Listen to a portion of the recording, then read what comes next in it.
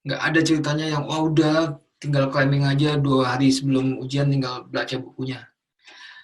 I guarantee you, you will not pass if you do that. Nah, study tips. Ini study tips dari saya.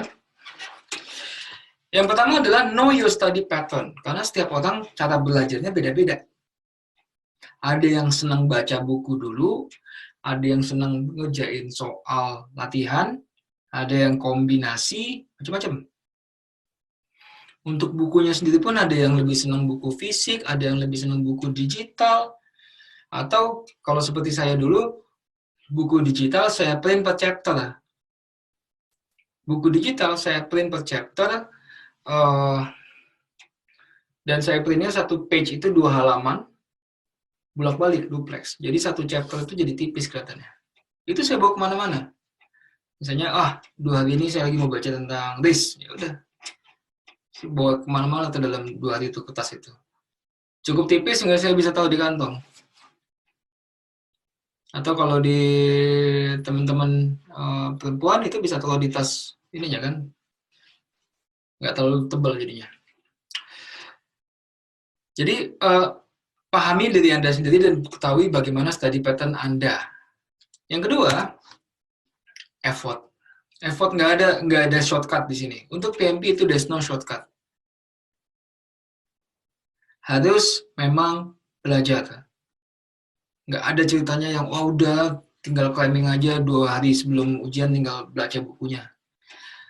I guarantee you, you will not pass if you do that. Kalau 2-3 hari atau seminggu sebelum ujian Anda baru sibuk untuk belajar, saya bisa jamin kecil banget kemungkinan Anda akan lulus.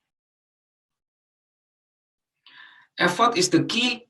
Saya minta Anda spend minimum 1 jam sehari.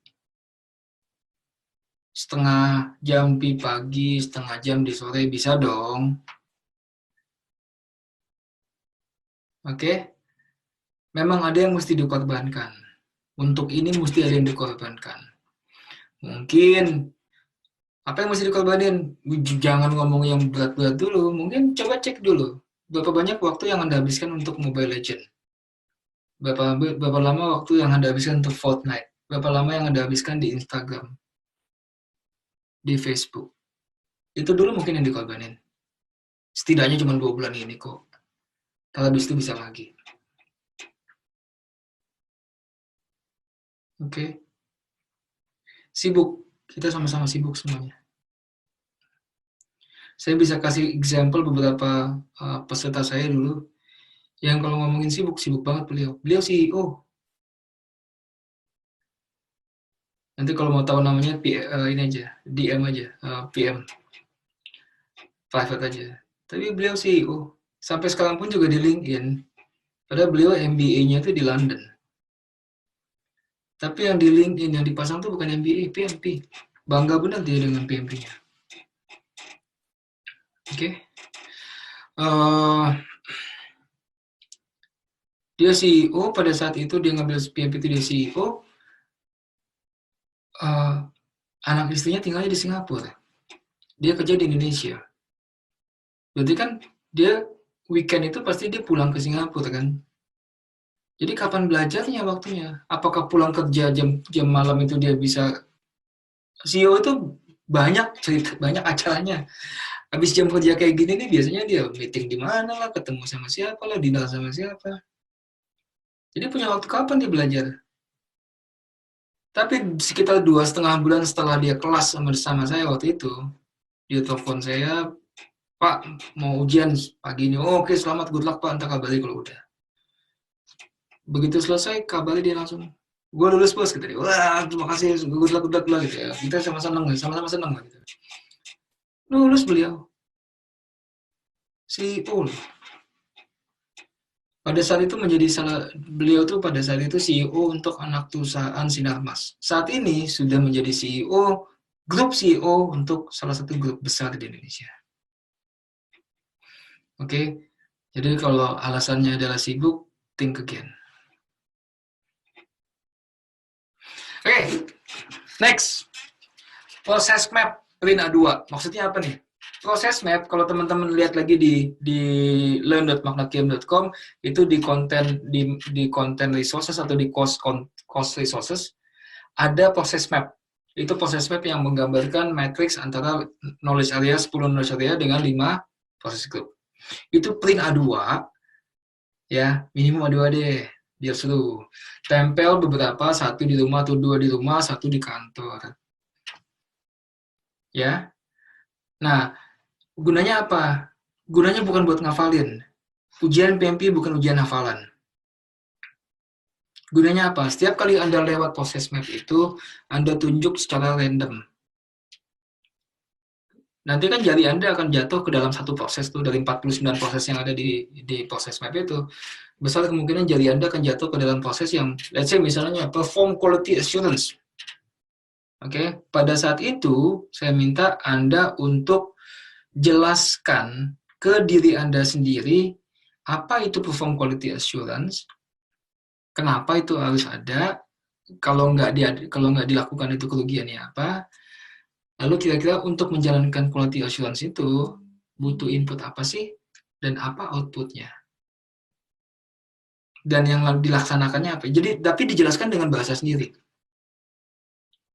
Kalau lupa, nah itu kesempatan untuk baca buku kan jadinya.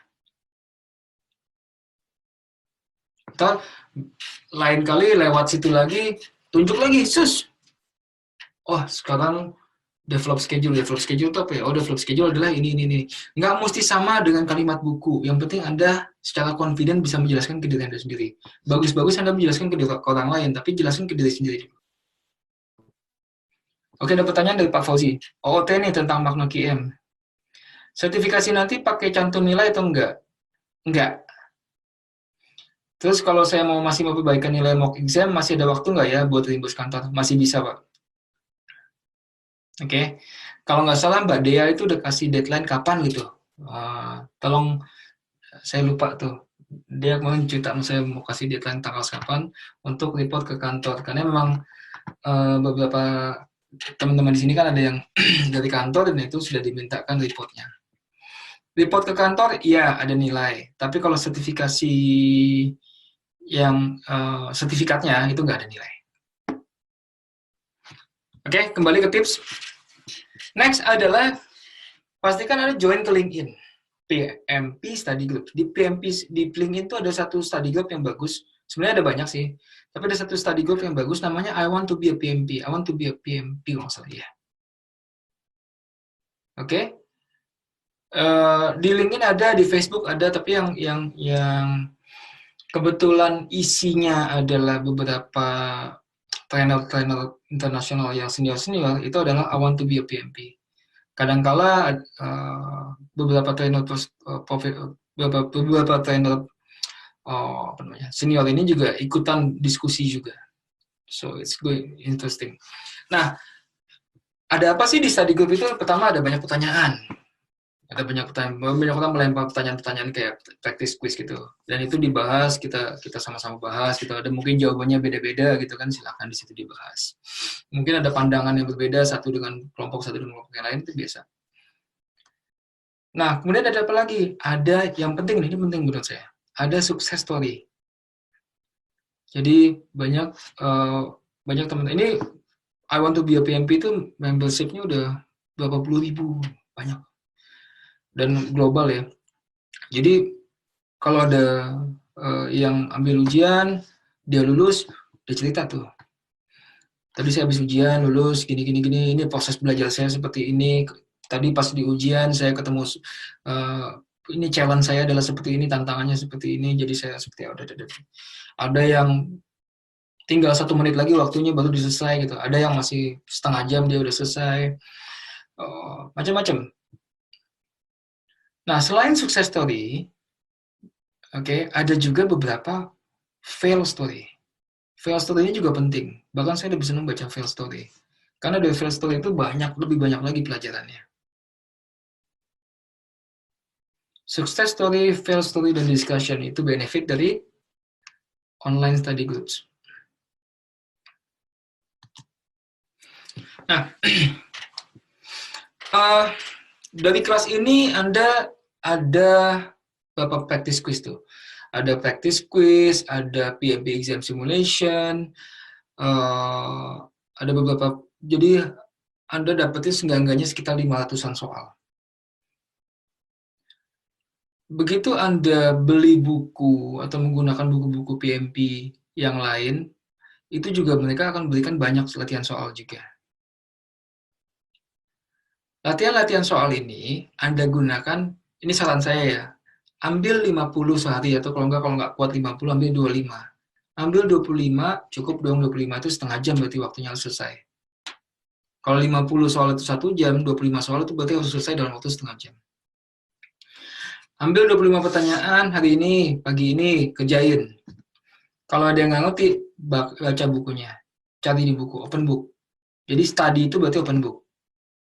Study, besoknya lagi Selasa, Senin study, Selasa study.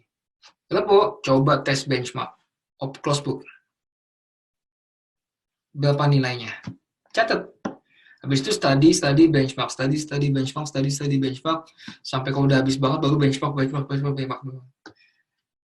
Kalau Anda udah ngelotok banget ya udah habis itu tinggal benchmark aja.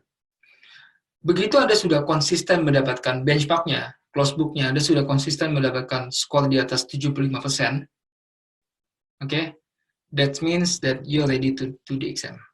Kalau Anda konsisten. Kalau masih 75, habis itu 50, 75, 50, 65, 70, itu belum konsisten. 75%. Oke? Ini udah tadi.